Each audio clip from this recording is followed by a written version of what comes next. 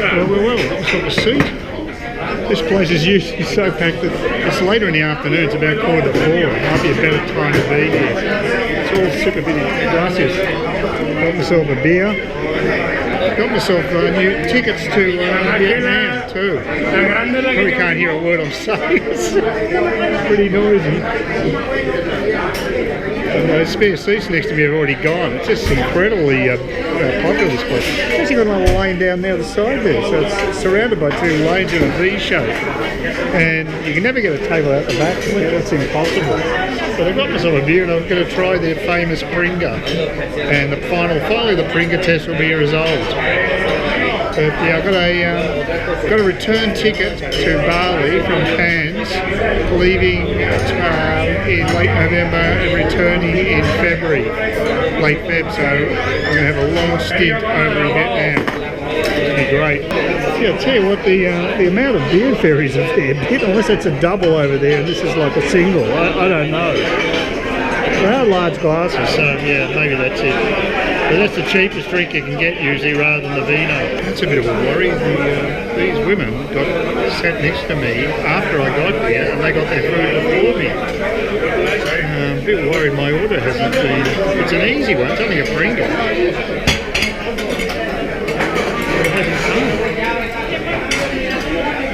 So I'm a little concerned now. My food is not coming. I'll give them 5 minutes, otherwise I'll just ask, because it doesn't make sense. It's not a difficult thing to serve up, it's just a bit of meat in a roll. Anyway, let's see, fingers crossed.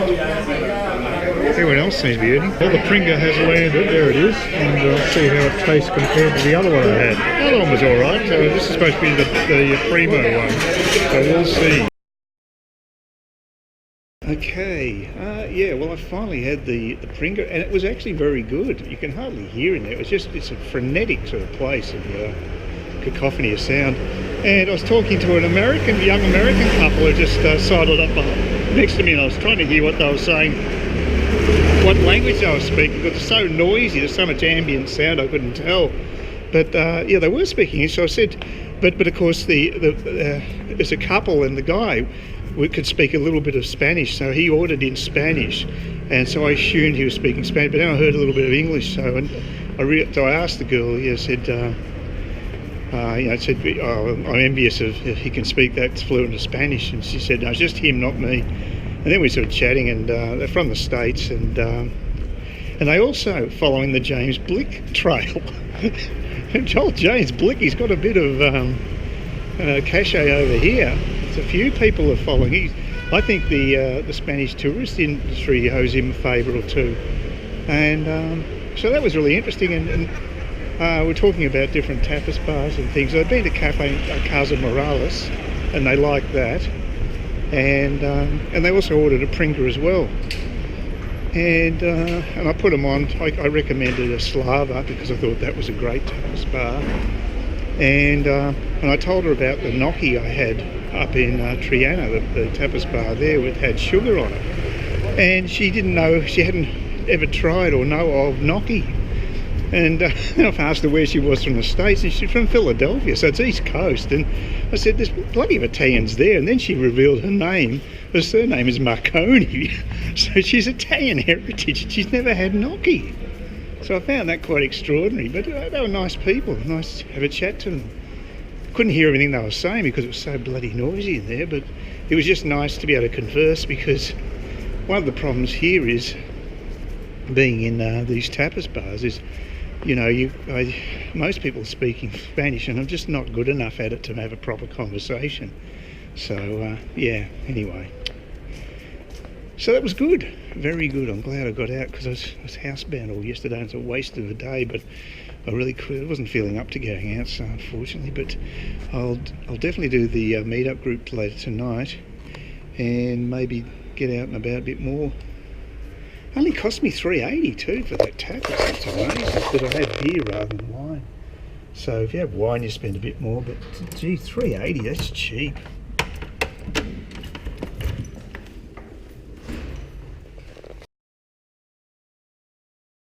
Oh, well, that was very good. There's a group I was with just down there. It's a lot of people here. It's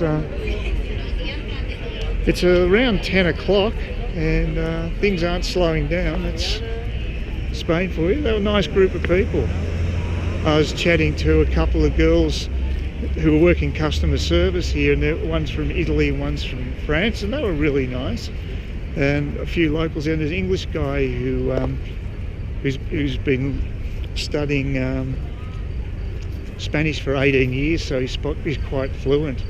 And he's not working here, he's just living on savings, but he's got a flat in central London and he's looking at selling it, so he'll be quite cashed up after that. He's just a bit worried about Brexit though, because if he's worried if Brexit goes through, that the value of his flat will go down. And I think he's exaggerating the worry, because I mean, I think Brexit will be a good thing for the UK, but he's not buying any of that. He's just freaking out about it all.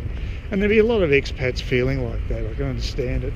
But he was a nice guy. I mean, he was in IT and now he wants to look at a different career, and he may look at teaching English as an option, but there's a surfeit of English teachers here apparently. It's amazing. You can go out late at night here and you just don't feel like there's any danger or anything. There's so many people out and about. And as I was saying to me, the people with families, you'll see them outside a tapas bar even at midnight, and it makes you feel more secure. Good lighting, lots of people around. You don't feel like it's dangerous at all. So it's conducive to this nocturnal lifestyle. And I was just talking to a guy with a bit of a beard, local guy. He's about 3 or 4 stops away, and he goes to that metro stop there. So he's about 3 or 4 metro stops from here. There was a girl I was talking to. She turned up later, and she's actually living on the 10th floor of an apartment block, which is only about a block away from here. So she just said she walks everywhere because she's so close to Centro. But it is true that the closer you get to the centre of the city, the more expensive it gets, which is pretty standard. You'd expect that anywhere. But no, they were a nice bunch, and had a couple of big beers. And first one, I must have just missed out on the happy hour. Happy hour started at 8. I got here just before 8, and I got charged 2 for that. But that was €2 for the big beer, and the second one was $1.50 because that was in happy hour. It's not a big deal. So I think it's probably like about 10 fluid ounces, maybe even more, like a schooner size, maybe 16 fluid ounces, and €2, so it's equivalent about $3.50, so it's pretty cheap. When you consider it in a park environment, it's a great lifestyle they've got here. Like I said, the main problem for Spaniards is sleeping. That's their real main issue, because it's so easy to go out and get out and about. So I'm really glad I went out tonight and met these people, and I'm looking forward to to next Monday. So thank God I'm feeling a bit better than I was. But yeah, no, it's a great nightlife here. Mind you, I feel pretty similar in Saigon. I'll be able to go out to the bars to the wee hours, and knowing that I can get a grab motorbike, moto taxi back, or a taxi, and it won't set me back. I don't know if I'll be going out tomorrow night because I've got the big run on it. I was thinking I might take my camera, my good camera, with me in my backpack and try to get some night shots, because it's actually quite a good camera for shooting during the night. And if there's a big race on, I forgot to ask these people tonight about it, but yeah, anyway, it was very good. People here are nice, and thank God for Meetup. It's been great. It's get me out and about and having a long chat to people. So it's all worked out well. It's been a good day because I had a chat to that young American couple, and they were nice. I probably should have stayed for another beer, but I thought, look, I was taking a seat and the girl was standing, and she gave her a chance to at least sit down. So it's probably doing the right thing, but I could have had another beer and chatted to him a bit longer. But it was pretty full on at Romero. That tapas bar gets very busy. Tonight, tram is still running. Yeah, I think it's It's about 10 o'clock now, I think. So it's actually a lot more manageable down here. I'd almost be tempted to go down to Casa Morales and just have a vino tinto and a meal. I don't feel like eating at this hour. I just have no desire to. Have enough booze too, I think so. I've got to say, it's nice to have a drink outdoors like that. Oh, there was a girl there complaining about getting bitten by mozzies. I didn't notice any mosquitoes, but again, it depends on your blood type.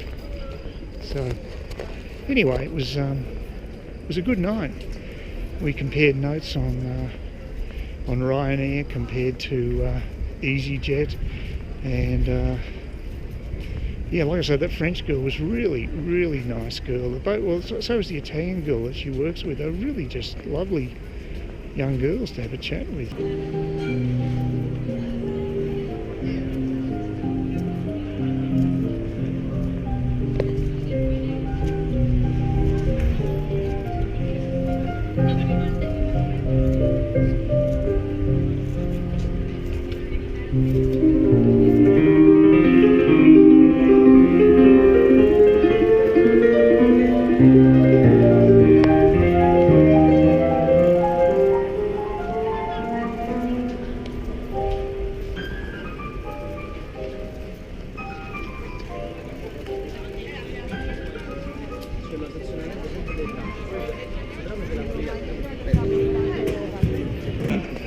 Casa Morales is doing a decent trade, doing very well. Yep.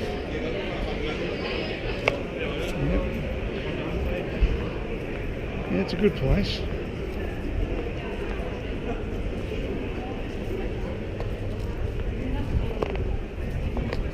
Not every business is booming, it's just an empty place I walk past, but other places are doing very well. Like I say, I just don't feel like popping into Casa Morales right now. Please consider subscribing to my channel if you think there's anything there of use to you or entertainment or whatever. And either do that or give me a thumbs up, or if you're feeling really energetic, do both. That'd be great.